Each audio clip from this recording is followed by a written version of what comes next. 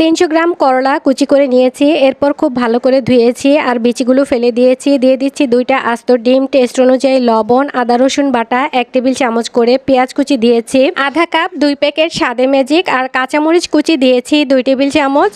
এরপর দিয়ে দিচ্ছি হলুদের গুঁড়া আধা চা চামচ, ধনিয়ার গুঁড়া 1 চা চামচ, মরিচের গুঁড়া 1 চা চামচ দিয়ে খুব ভালো করে মাখিয়ে নিয়েছি।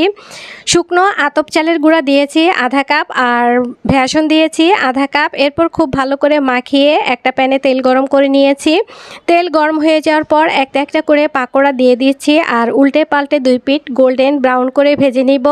দেখা যায় যে বাচ্চারা সহজে করলা খেতে চায় না, তো আপনি যদি এভাবে করলা দিয়ে পাকোড়া তৈরি করে দেন, বাচ্চা থেকে বড় সবাই কিন্তু খুব আনন্দের সাথেই এই পাকোড়া খাবে।